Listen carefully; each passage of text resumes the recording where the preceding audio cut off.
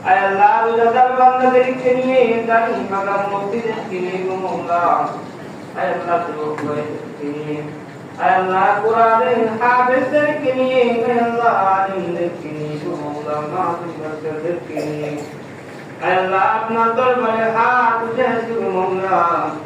আল্লাহ যার হাত আপনার পছন্দ নেই গো মওলা আল্লাহ তার আপনি রসিলা করে আল্লাহ আমাদের সকলের রোজাকে আপনি কবুল আর মঞ্জুর করেন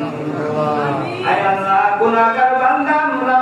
আয় আল্লাহ বারবার আপনার দরবারে ফিরে আসি গো মওলা